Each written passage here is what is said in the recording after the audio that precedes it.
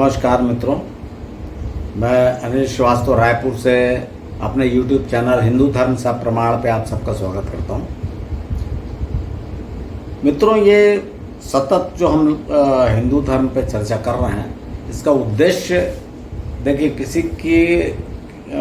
किसी की श्रद्धा को चोट पहुँचाना नहीं है, और इसका उद्देश्य है भारत के हिंदुओं के इतिहास को खोजना, जानने का प्रयास करना। हम तो इतने बड़े आदमी नहीं हैं कि इतिहास खोज सके, फिर भी जितना मैं पढ़ा हूँ और घूमा हूँ उसके हिसाब से मैं आपके सामने जो भी सबूत मिले, जो तथ्य मिले, उनको आपके सामने रख रहा हूँ, और आप स्वयं इसको विचार करें कि कितना सही है। हाँ, इतना मैं निवेदन अवश्य करता हूँ कि आप इसके आगे भी खोजिए, ये अंतिम सत्य नहीं है। और YouTube चैनल पे आप जब देखेंगे तो किसी भी एक विषय जिस पर मैंने कहा है उस पर अनेक आपको मिल जाएंगे वीडियो, लेकिन मैंने देखा है कि वो सबके सब सिर्फ पुस्तक आधारित है, उसमें कोई खोज वाली बात नहीं रहती। लोगों ने अपने शौक़ से जैसे किसी किताब को खोला, शिव पुराण खोला, और उसका एक पढ़ के एक जो अध्याय पढ़ के उसको अपलोड कर दिया। तो मैं उसमें से ही नहीं, सिर्फ एक पुस्तक नहीं, अनेक पुस्तकों से, और जैसा मैंने आपको कहा है, लोक गाथाओं से, परंपराओं से, और जो स्थलीय साक्ष्य हैं और कहाँ क्या है, जहाँ भी मैं गया, जैसा मैंने आपको बार बार बताया कि मैंने भारत में इस कारण से बहुत भ्रमण किया, तो वो जो भी मुझके मेरे सामने आया वो मैं आपके सामने रखने का प्रयास कर रहा हूँ। और ये 120-25 करीब हो चुके हैं वीडियो, और मैं इसमें सभी तथ्य को कवर करने की कोशिश कर रहा हूँ। तो मित्रों, इसके पहले कि मैं आज के विषय पर आऊँ, मैं स्वास्थ्य संबंधी एक छोटी सी टिप आपको देना चाहता हूँ। देखिए, जो भी किसी भी चीज़ को आप समझिए, जैसे आपको मैंने स्वास्थ्य के लिए कहा कि आप जब एक्सरसाइज करते हैं, जो ज़रूरी है, आपको पता ही है, उसमें कोई बताने की बात नहीं है, लेकिन उसके साथ में योगासन और प्राणायाम जरूरी है। उसका कारण ये है कि जो एक्सरसाइज होती है, जिसको व्यायाम कहेंगे, हम कसरत कहते हैं, उससे मांसपेशियों को बल मिलता है और पूरे शरीर का मतलब कहना चाहिए एक्टिविटी एक्टिव होता है पूरा शरीर।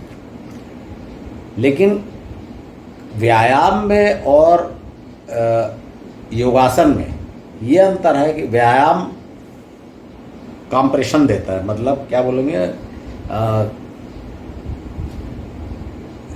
मांसपेशियों को फुलाता है, दबाता है, जबकि ये जो योगासन है ये इनमें खिंचाव पैदा करता है। ये मुख्य अंतर है। तो योगासन से आपको जो शरीर सौष्ठव जिसको बोलते हैं, मांसपेशियों को भार, वो नहीं होता, लेकिन स्वास्थ्य के लिए ज़्यादा जरूरी है, क्योंकि जो इससे मांसपेशियाँ कड़ी नहीं पड़ती, जॉइंट कड़े नहीं पड़ते, इसलिए ज़्यादा जरूरी है। अब इसमें आप में से बहुत लोग जो योगासन के आचार्य होंगे, उनके यहाँ ज्वाइन करते हैं, लोग करते हैं, सुबह सुबह अपने देखा मैंने चटाई लेके योगासन करने जाते हैं। ये सब कुछ दिन का शौक़ रहता है, क्योंकि आप साल भर 365 डेज तो किसी के यहाँ जाके कर नहीं सकते। कभी बरसात हो रही, कभी ठंड पड़ रही, कभी कहीं। तो इसलिए मेरा सुझाव है आपको कि आप कुछ ऐसे आसन चुनिए जिसको आप बिना किसी की सहायता के घर पे नियमित रूप से कर सकें। और मैं आपको बताता हूँ कि योगासन और प्राणायाम मिलके आधा घंटा भी आपको नहीं लगेगा। प्रातःकाल आप बिल्कुल शौच से शुद्धि पाकर ये आधा घंटा निकालिए, और इसमें कैसे छांटिए, जैसे बड़े बड़े नाम रहते हैं, आदमी तो उसी में चकरा जाता है, ये मकरासन, सर्पासन, भुजंगासन, ऐसा करते हुए। तो ये सब न करके सीधा सीधा आप ये समझिए कि आसन का अर्थ मैंने आपको बताया था, शरीर की पोजीशन। ये मैं पिछले एपिसोड में बता चुका हूँ, पिछले एपिसोड में, कि आसन का अर्थ है शरीर की पोजीशन। हाँ, नॉर्मली आसन का अर्थ अपन बैठने से लेते हैं, ऐसा नहीं है। ये शरीर की स्थिति है। जैसे शवासन तो लेट जाता है, शव के समान लेटना, तो इसमें बैठना कहाँ हुआ। हम लोग नॉर्मली आसन का मतलब बैठना लेते हैं, क्यों कुर्सी को आसन बोलते हैं, या गद्दी है इसको आसन बोलते हैं। तो आसन का मतलब शरीर की स्थिति। तो अब इसका मतलब ये हुआ कि शरीर को हर स्थिति में रखना है, जिससे ऐसा नहीं नॉर्मली आप एक या दो जैसे खड़े होते हैं, बैठते हैं या लेट जाते हैं। तो आप पट मतलब पेट के बल नहीं लेटते, आप उल्टे नहीं खड़े होते, आप झुकते नहीं, मुड़ते नहीं। तो ये सारी स्थितियों में शरीर को लाने का नाम योगासन है। इसी की अलग अलग स्थितियाँ दी हैं। अब इसको मोटा मोटा मैं आपको बता देता हूँ, ज़्यादा लंबा नहीं बताऊँगा इसको मोटा कि कैसे कौन से आसन सेलेक्ट करना चाहिए। तो पहले देखिए खड़े होकर, तो जैसे आपने सूर्य नमस्कार ये सब सुना होगा, लंबा चौड़ा था। मैं आपको सीधा सीधा बता रहा हूँ कि खड़े होकर आप आगे पीछे बगल में दोनों तरफ और मुड़ना, टर्न जिसको बोलते हैं, यानी कमर से टर्न करना, इतना कर लीजिए। ये खड़े होकर आसन हो गया। उसके बाद आप बैठ के तो आपको सबको मालूम वज्रासन। लेकिन ये वज्रासन जो है ये उम्र बढ़ने पर कठिन हो जाता है, क्योंकि घुटने को मोड़कर एड़ी पर बैठना कठिन है।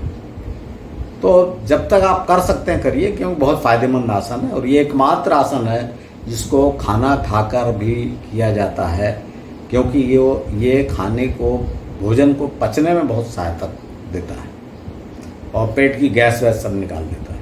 तो अगर आप इसको कर सकते हैं तो करिए, नहीं कर सकते तो ठीक है। जब कर ही नहीं सकते उम्र बढ़ जाने में तो कोई बात नहीं। उसके बाद आप सीधा लेट के आप क्या करिए, पहले दोनों पैरों को पारी पारी से उठाइए। दोनों पैर एक साथ उठा सकते हैं तो उठाइए, जैसा भी है। मतलब आप ये सोचिए, इससे जांग और कमर का जो जॉइंट रहता है और वहाँ की जो मसल और नस नाड़ियाँ होती हैं, इनको ताकत देना। या आप जब करेंगे तो जो मैं बता दिया सीधे सीधे कि लेट जाइए और एक एक बार पैरों को उठाइए, और ज़्यादा सीधा उठाने की जरूरत नहीं, क्योंकि उससे फिर आपको सपोर्ट मिल जाएगा। ये समझ लीजिए 30 डिग्री के एंगल पर रखिए। जब ऐसा 5-5 बार कर लीजिए तो फिर आप धड़ को उठाइए, पैर को लगा के रखिए बिस्तर से, ये जहाँ भी आप कर रहे हैं, फर्श से, ज़मीन से, और अपने धड़ को बिना सपोर्ट के उठाइए। सिर को कमर से उठाइए, इससे कमर को बहुत मजबूती मिलेगी। और आप अपने दोनों अंगूठों को छूने का प्रयास करिए। इसमें आप याद रखिएगा मित्रों, इसमें कहीं भी योगासन में जोर जबरदस्ती नहीं करना है, सिर्फ प्रयास करना है।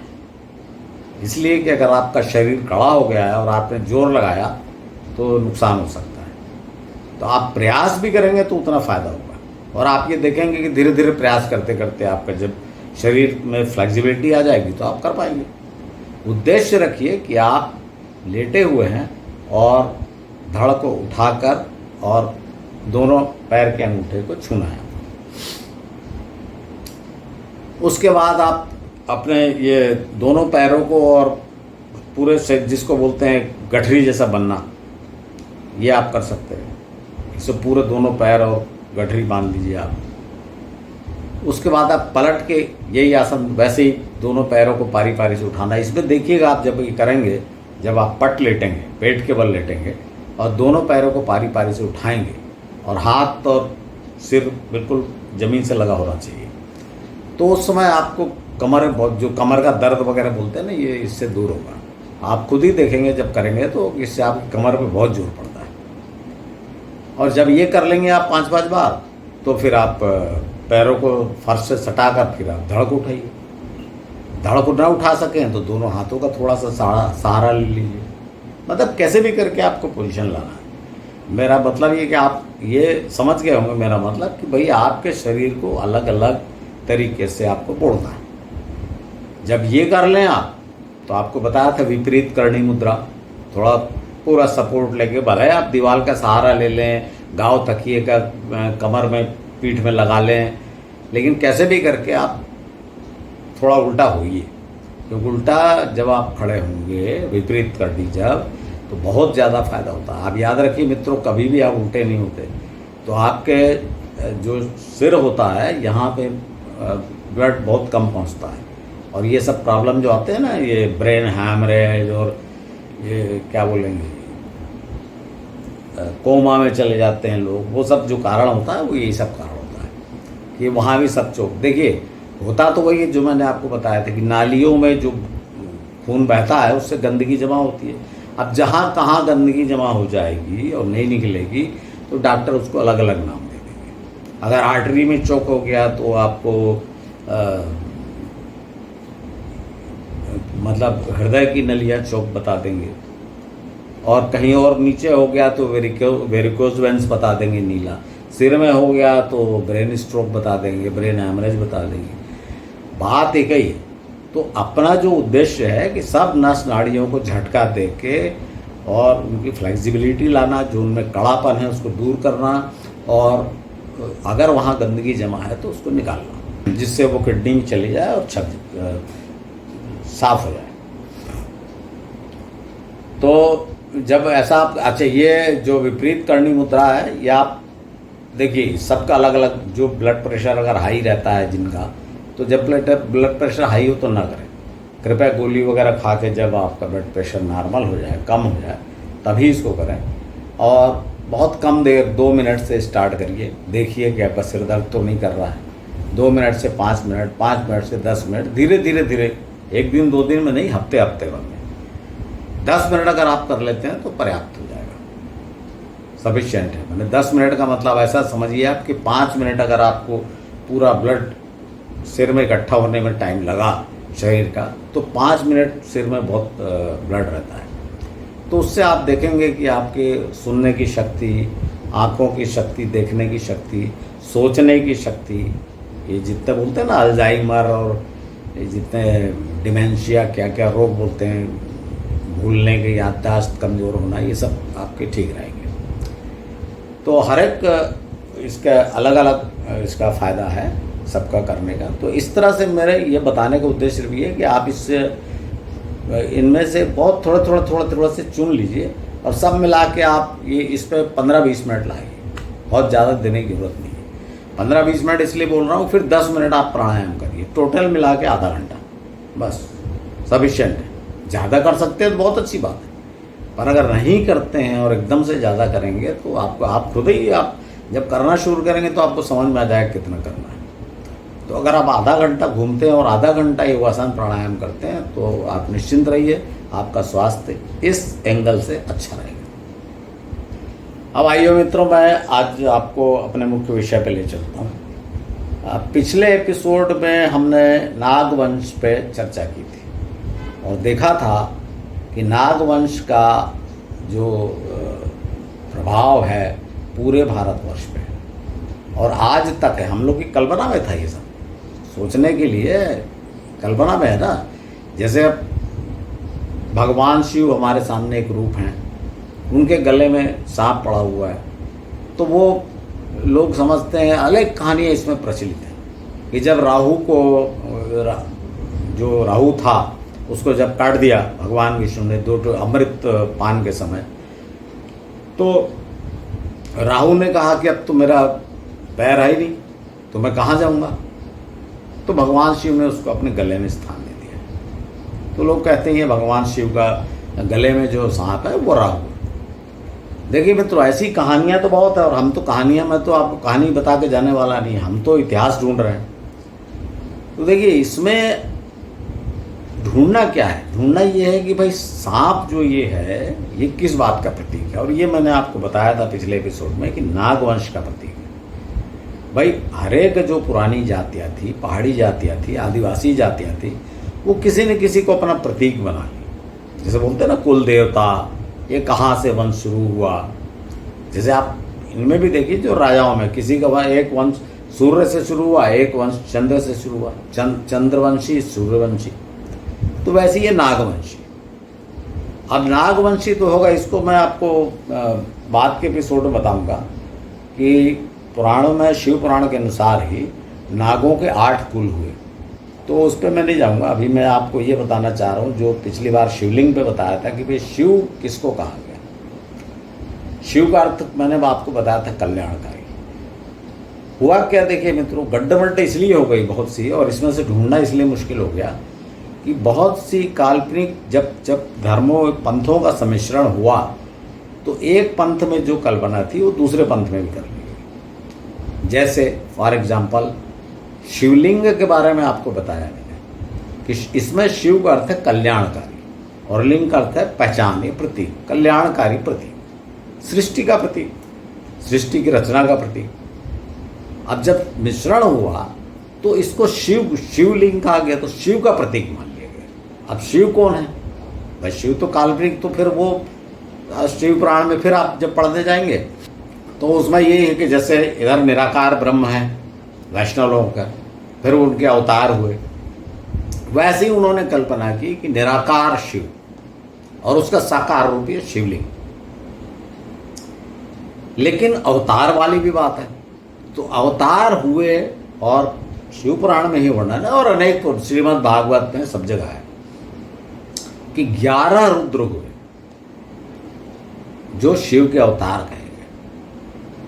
लेकिन इन्हीं को अनेक जगह मैं बता रहा ना, आपस में ही जो खुद ही जो एक ही पुराण में जो बात कही गई है उसको काट दिया गया है। तो इसलिए इसमें बहुत मुश्किल हो जाता है निकालना खोज के सत्य बात क्या है। अब देखिए, जैसे आप शिव के अवतार को रुद्र बोलेंगे, रुद्र ये रुद्र हैं, तो फिर रुद्रावतार 12वें रुद्र हनुमान जी का कह दिया गया, तो ये बड़ा डिफिकल्ट हो जाता है। तो आइए हम इस पे नहीं जाके देखते हैं कि भाई क्या शिव, तो मैंने आपको बता दिया कि ये जो 11 रुद्र कहे गए इनमें एक भी नाम शिव नहीं है। तो आपको मैं बताता हूँ ये नाम, देखिए ये नाम भी सब अलग अलग है। नाम भी आप ऐसा नहीं बोल सकते कि एक ही जैसे नाम है, फिर भी मैं आपको बताता हूँ।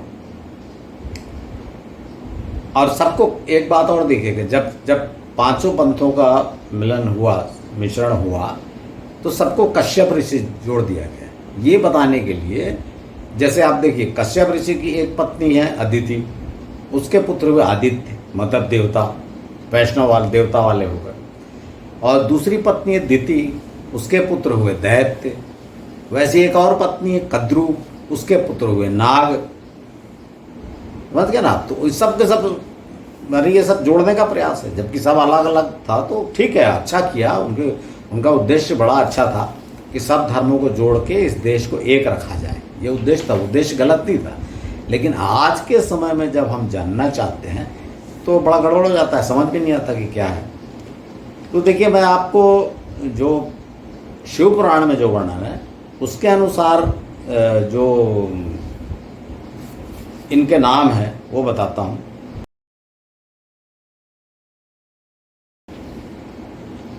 ग्यारह रुद्रों के नाम शिव पुराण के अनुसार इस तरह से हैं: सद्योजात, वामदेव, तत्पुरुष, अघोर, ईशान, भव, शर्व, उग्र, भीम, पशुपति और महादेव। ये 11। लेकिन इसमें बहुत से दूसरे नाम हैं। दूसरे पुराणों में आप देखेंगे तो पहला नाम ही कपाली है। अब देखिए, गलती की बात नहीं है, इसमें गलती नहीं है। हो सकता, क्योंकि आपने देखा होगा कि देवताओं के अनेक अनेक नाम है। विष्णु के एक सहस्त्र नाम है, भगवान शिव के एक सहस्त्र नाम है।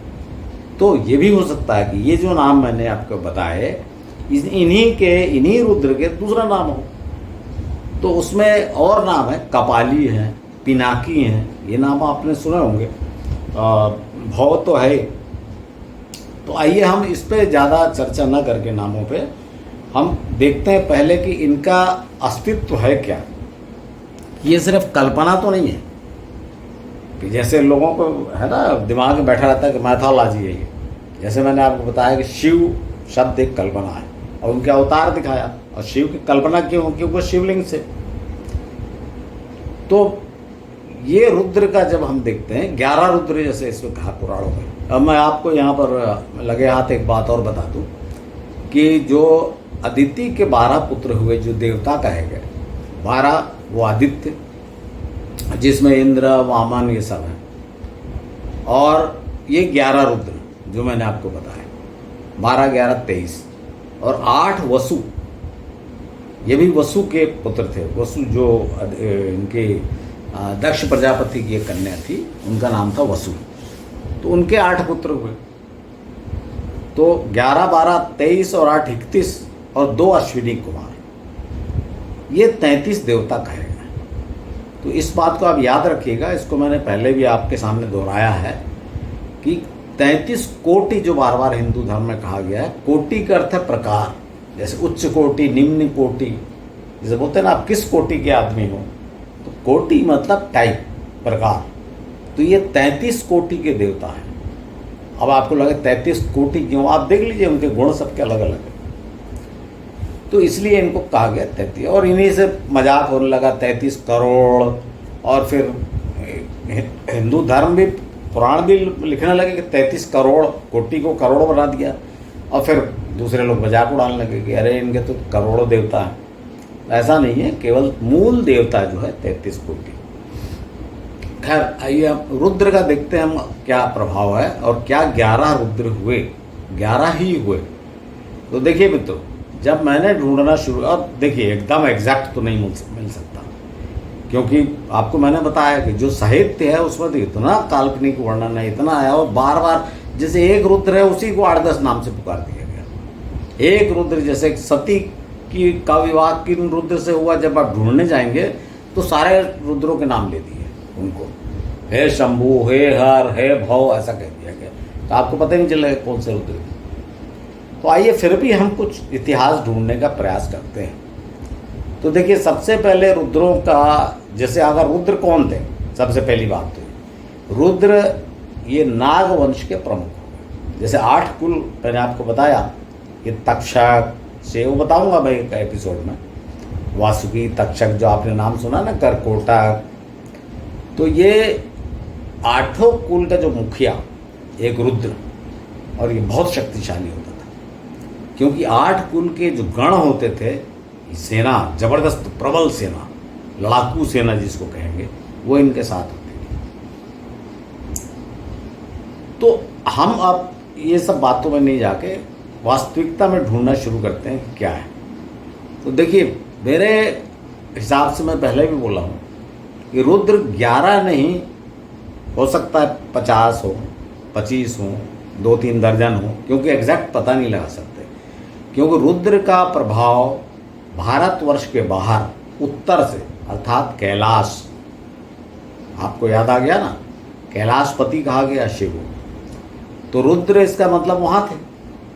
तो वहाँ पर, अब वहाँ कितने रुद्र हुए कैलाश में, किसको पता, एक ही रुद्र थोड़ी, कितने रुद्र, कई पीढ़ी के रुद्र हुए होंगे। फिर वो धीरे धीरे जब उधर से दबाव पड़ा, जो जातियाँ वहाँ से आईं ऊपर से, जो कहना चाहिए साइबेरिया साइड से, जो मैंने आपको बताया बार बार कि जब जो हेमयुग आया, तो वहाँ से जब निष्क्रमण प्रारंभ हुआ ऊपर से आर्कटिक सर्कल से, तो साइबेरिया साइड से लोग इधर आए, तिब्बत, तो तिब्बत से फिर उन्होंने, जब इन पर दबाव पड़ा, तो ये तो बेचारे भोले भाले थे और थोड़ा अलग अपने रहते, ज़्यादा किसी दूसरों से मिलना पसंद नहीं करते थे और अपने समूह में रहते थे। तो ये धीरे धीरे ये नीचे जाते गए, हिमालय गए, हिमालय को पार किया, जो भारत की भूमि पे आए, वहाँ से भी दबते चले गए, और आखिरी में आप देखेंगे कि ये रुद्र जो है, ये भारत की भी सीमा आप देखिए ना लगातार, मल्लिकार्जुन, उसके बाद आप ये क्या बोलते हैं इसको, गोकर्ण तीर्थ, और फिर उसको पार करके आप कन्याकुमारी, रामेश्वरम सब पार करके श्रीलंका। तो तिब्बत से श्रीलंका तक इनका प्रभाव आपको देखने को मिलेगा। तो आइए सबसे पहले हम आपको ये देखना चाहते हैं कि इसके बारे में, रुद्र के बारे में क्या ऋग्वेद में कुछ कहा गया है। और ये देखना इसलिए जरूरी है क्योंकि ऋग्वेद सबसे प्राचीन पुस्तक कही गई। तो जब हम कहते हैं कि रुद्र पहले से थे, यहाँ आर्यों के आने से पहले से रुद्र थे, मतलब हिमयुग आने के पहले, तो कहीं इसका प्रमाण फिर ऋग्वेद में होना चाहिए, क्योंकि ऋग्वेद सबसे पुरानी पुस्तक है। भले वो पहले से थे, पता लगे ना लगे, लेकिन उनका अस्तित्व तो दिखना चाहिए। तो मैं आपको आइए कुछ श्लोक बताता हूँ जिसमें रुद्रों का वर्णन है। ऋग्वेद के जो मंडल 1 के सूक्त 38 में यहाँ पहली बार रुद्र का जो उल्लेख आया है, लेकिन इसमें भी रुद्र का उल्लेख, रुद्र के पुत्र मरुदगणों का उल्लेख है। ये श्लोक आपके सामने है, देखिए कि वे कांतिमान रुद्र के पुत्र मरुदगण मरुभूमि में भी वायु रहित वर्षा करते हैं। देखिए मित्रों, जब ऋग्वेद भी आप पढ़ेंगे ना तो इसमें बड़ा कन्फ्यूजिंग है, क्योंकि अब मरुदगण, तो जब मरुदगण के बारे में आप पढ़ने जाएंगे कहीं विष्णु पुराण में या कहीं, तो इसमें 49 मरुद कहा गया है और इनको इंद्र का सहायक कहा गया है। लेकिन ऋग्वेद में आप जब कई जगह देखेंगे इंद्र का सहायता, इंद्र इनकी सहायता से कई जगह इंद्र ने युद्ध जीता, लेकिन इनको रुद्र का पुत्र कहा गया। तो ये रुद्र के पुत्र 49 तो नहीं हो गए, तो ये सब के सब जो मरुद गण हैं, जिनको रुद्र के गण कहा गया, वे हैं। एक और ऋचा देखिए, ये सूक्त 39 की ऋचा है। इसमें कहा है, हे रुद्र पुत्रों, है ये मरुतों को ही संबोधित है। तो इसमें कहा गया, हे रुद्र पुत्रों, तुम मिलकर शत्रुओं के दमन के लिए बल बढ़ाओ। इस प्रकार से अनेक जगह और भी मैं आपको बताता हूँ, जो सीधे ये तो मरुत का हो गया, लेकिन रुद्र का वर्णन मैं आपको बताता हूँ। इस ऋचा में देखिए क्या कहा गया है, मित्र वरुण और रुद्र देवता तथा संतान प्रीति वाले अन्य सभी देवता हमसे संतुष्ट हों। हम स्तुतियों को बढ़ाने वाले, यज्ञ के स्वामी, सुख स्वरूप, औषधियों से युक्त रुद्र से आरोग्य और सुख की कामना करते हैं। इस तरह से रुद्र का अनेक मैं आपको श्लोक इसमें बता सकता हूँ जहाँ रुद्र का वर्णन आया है, और बहुत महत्वपूर्ण वर्णन है। ऐसा नहीं है कि अब ये देखिए, जो मैंने आपको बताया था अभी 33 देवता, उसका एक उदाहरण यहाँ पर देखिए, उसका प्रूफ है। इस श्लोक, इस ऋचा को देखिए, बार बार मैं श्लोक बोलता है, एक्चुअली ये ऋग्वेद की ऋचाएँ कही जाती हैं। ये प्रथम मंडल का ही 45वां सूक्त है, उसकी ऋचा है। हे अग्नि, वसु, रुद्र और आदित्यों को इस यज्ञ में पूजो। आप देखिए तीनों एक साथ लिखा हुआ है, वसु, रुद्र और आदित्यों को इस यज्ञ में पूजो। इस तरह से, और यहाँ आगे एक और श्लोक है जो मैंने आपको बताया था, इसमें लिखा है कि हे स्तुत्य, उन 33 देवताओं को यहाँ लाओ। तो जो आपको 33 वाली बात बताया था उसमें रुद्र शामिल है, ये बात मैं यहाँ बताना चाहता था कि जो 33 कोटि कहा जाता है उसमें रुद्र ये 11 शामिल है। तो ये हमने इसमें अच्छा, इसमें भी जो श्लोक है ना अनेक, मैं आपको बहुत बता सकता हूँ, एक्चुअली श्लोक बताना नहीं है, आप ऋग्वेद पे नहीं बोल रहा हूँ। तो मित्रों, ऋग्वेद में आप जब देखेंगे कि इसमें भी रुद्र का वर्णन अलग अलग तरीके से, कहीं वो इंद्र के सहायक हैं, कहीं इंद्र को जब जो यजमान है, पुरोहित है, वो बुलाता है सोमपान के लिए, तो उनसे प्रार्थना करता है कि अपने साथी विष्णु और रुद्र को भी लेते आओ। कहीं उन्होंने सिर्फ रुद्र की उपासना की है, वो इसलिए ऐसा है, जैसे आप देखेंगे कि भाई ऐसा कैसा, कहीं वो कहीं उनकी अलग से प्रार्थना है, कहीं वे सहायक हैं इंद्र के।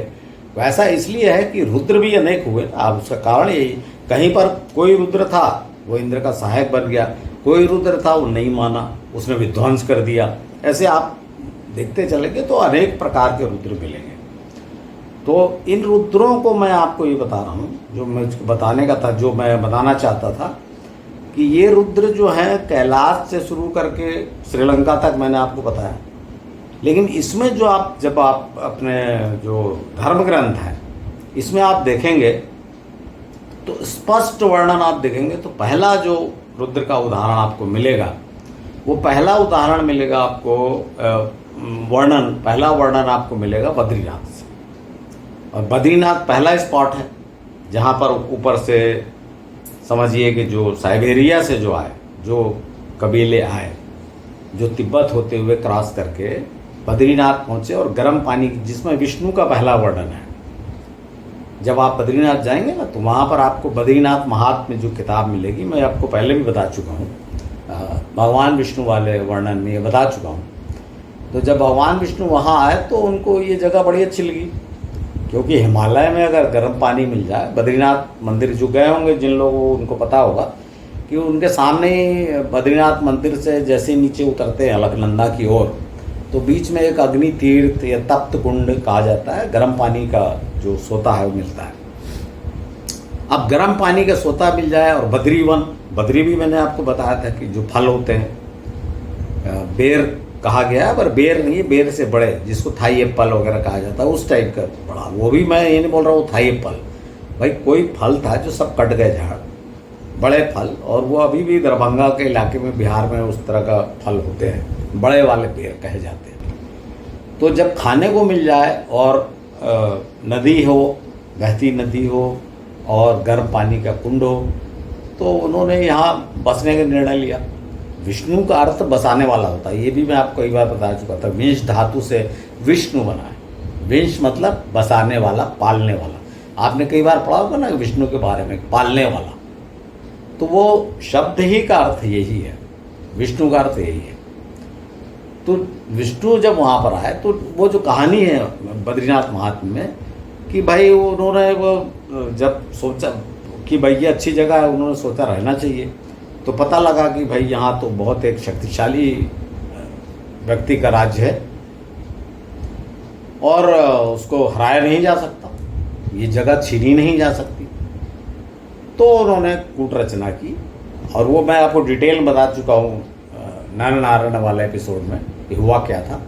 पर अभी बद्रीनाथ महात्म्य में जो लिखा वो बता दे रहा हूँ, क्योंकि अपने को सिर्फ ये देखना है कि रुद्र का अस्तित्व कहाँ कहाँ निशान है।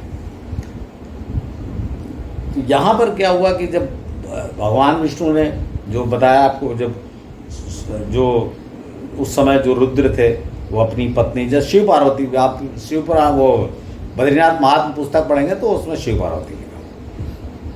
तो जो भी उस समय रुद्र थे वो अपनी पत्नी के साथ जब स्नान करने नीचे उतर रहे थे, तो भगवान विष्णु बालक रूप में आके रास्ते सो गए।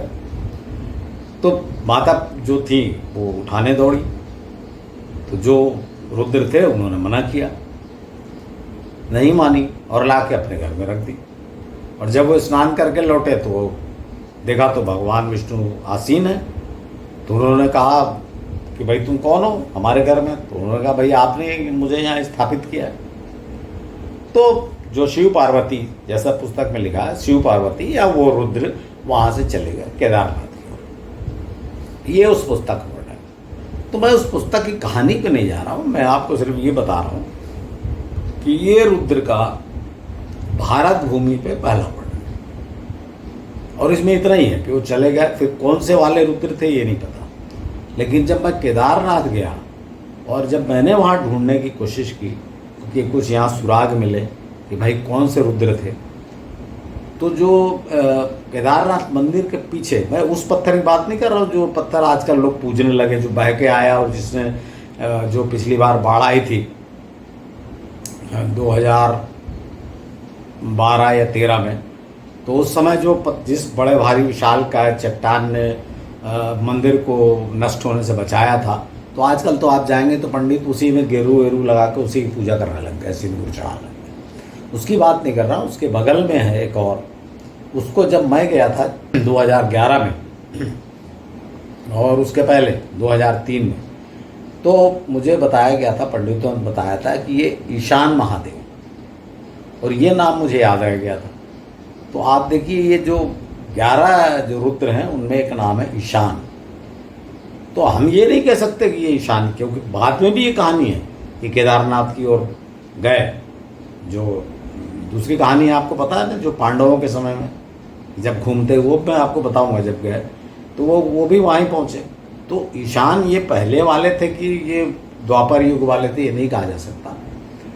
मैं आपको सिर्फ चिन्ह बता रहा हूँ कि देखिए ये रुद्र थे। तो पहला रुद्र ये जिनका अपने को मिला, क्या कहना चाहिए कि भाई अस्तित्व की ये प्रमाण चिन्ह मिले कि यहाँ पे रुद्र थे। तो मित्रों, इस तरह से जब आप ढूंढते जाएंगे ना कि कहाँ कहाँ रुद्र थे, तो आपको सब जगह, हर जगह आपको हरिद्वार के जो नीलकंठ पर्वत है वहाँ रुद्र के, नीलकंठ वहाँ बड़ा प्रसिद्ध स्थान है जहाँ वो हलाहल विष पिया था। फिर उसके बाद काशी तो आपका प्रसिद्ध स्थान है। फिर मेरा तो ये विश्वास है कि जो ये ज्योतिर्लिंग हैं जितने, इसमें काशी विश्वनाथ तो आपको पता ही है कि है, केदारनाथ भी आपको मैंने बता दिया है। तो ये जो ज्योतिर्लिंग है, जहाँ ये माना जाता है कि ज्योतिर्लिंग मतलब क्या है, भाई ज्योतिर्लिंग प्रकट हुआ मतलब भगवान शिव प्रकट हुआ, इसलिए इनको ज्योतिर्लिंग कहा जाता है। वो कहानी आपको मैंने बताई थी ना पिछले एपिसोड में कि ब्रह्मा और विष्णु का जब विवाद हो गया तो भगवान शिव ज्योतिर्लिंग के रूप में प्रकट हो गए, जिसका और शोर नहीं था। तो ये 12 स्थान जहाँ भगवान शिव रहे, या हम जैसा इतिहास ढूंढ रहे हैं उस हिसाब से मतलब रुद्र रहे, वो ये स्थान है मेरे हिसाब से। तो मेरे ख्याल से ये 12 स्थान है जहाँ रुद्र है। और मैं ये नहीं बोल रहा 12 स्थान, अनेक जगह रहे, लेकिन अब चूंकि हमारे पुराण में तो 11 कहा गया है ना, तो इसलिए ये रुद्र है। बाद में जिन जगह रहे उनको नहीं कहा गया। जैसे आखिरी वाला जो ज्योतिर्लिंग कहा गया है दक्षिण में, वो मल्लिकार्जुन है, जो हैदराबाद से आगे और 200 किलोमीटर आगे। लेकिन और भी बहुत स्थान है, गोकर्ण वगैरह जहाँ कहा गया, वो अलग कहानी है गोकर्ण वाली, कि वहाँ गाय के कान से निकले।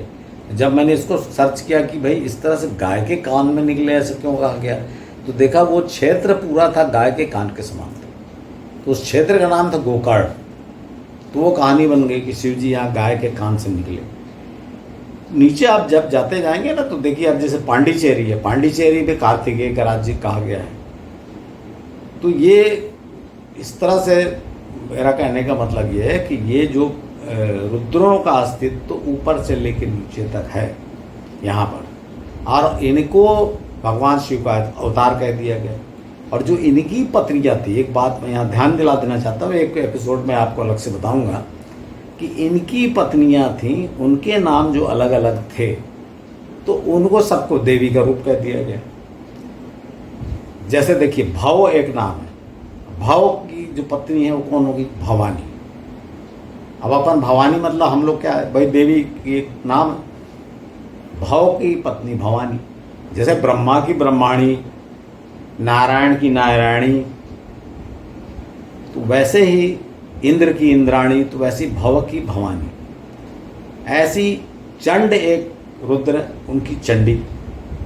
तो अभी ये सब हम जो सोचते हैं कि भाई ये सब देवी का एक रूप है, ऐसा नहीं है, ये अलग अलग रूप। भाई देखिए एक देवी के भी कई नाम हो सकते हैं, ये तो मैंने आपको पहले बताया। लेकिन जो देवी के सब एक रूप है बोल देना भी ठीक नहीं है, क्योंकि ये अलग अलग रुद्रों की अलग अलग पत्नियां हैं। जैसे काशी विश्वनाथ में आप जब जाएंगे, तो मैंने आपको छोटा सा उदाहरण दे रहा हूँ, क्योंकि भाई ऐसी टाइप के सबूत लाना पड़ेगा। आप भैरव चालीसा देखिए, भैरव का सबसे प्रसिद्ध रूप कहाँ है, वाराणसी में। उनको वहाँ नगर कोतवाल कहा गया है कि भाई उनकी परमिशन लेके ही आप नगर में प्रवेश कर सकते हो। और जब भैरव चालीसा मैंने देखा, पढ़ा, तो उसमें क्या लिखा हुआ है, रुद्र और काली के लाला, अर्थात जो वहाँ रुद्र थे उनकी पत्नी थी काली। ये सब नाम मैं बड़े बड़े भारी आपको सर्टिफिकेट से नहीं दे रहा हूँ, कोई गारंटी से नहीं दे रहा हूँ, मैं आपको बता रहा हूँ कि ये अलग अलग वर्णन अलग। जैसे रुद्र और काली के लाला सिर्फ यहाँ लिखा हुआ है, और वही भैरव हैं वाराणसी में। तो इस तरह से अलग अलग हमको ढूंढना पड़ेगा। जैसे सब लोग एक ही बोल देते हैं ना कि भाई एक शिव का विवाह सती से हुआ, फिर वो सती यज्ञ कुंड में जब कूद गई तो फिर देवताओं ने जोर डाला और फिर उन्हीं शिव का विवाह पार्वती से। ऐसा नहीं है, सब अलग अलग हैं। अलग रुद्र का पार्वती से विवाह हुआ, अलग रुद्र का सती से विवाह हुआ। तो मित्रों, आशा है आज आपको मैंने जो बताया उससे आपको ये समझ में आया होगा कि रुद्र कौन थे। अब मैं ये प्रयत्न करूँगा कि कुछ रुद्र को जो उनको आइडेंटिफाई किया जाए, क्योंकि क्या होता कि अभी जैसे मैं कहानी टाइप सुना दिया आपको, तो कुछ रुद्रों के बारे में, क्योंकि खाली रुद्र बोल देने से नहीं चलेगा ना भाई। आप देखिए जैसे एक रुद्र हुए महादेव, जिनको शंकर भी कहा गया, शंकर पार्वती, तो इनके तो बच्चे हुए गणेश, कार्तिकेय। और ये गणेश मैंने आपको दिखाया था, बस्तर में मूर्ति है। तो ये, और जब महाराष्ट्र आपको पता है अष्टविनायक, और पूरे महाराष्ट्र में गणेश जी कितनी पूजा, तो ये कौन से रुद्र के पुत्र थे। तो अगर इतिहास जानना है तो आपको ये भी ये सब जानना होगा ना। तो मैं कोशिश करूँगा कि आपको कम से कम 3-4 रुद्र का स्पष्ट वर्णन कर सकूँ, जिनके बारे में स्पष्ट, जैसे एक पहले सती से हुआ, दूसरा ये पार्वती से हुआ, तीसरा ये काशी में जो थे इनके अलग अलग उदाहरण, चौथा आपको जो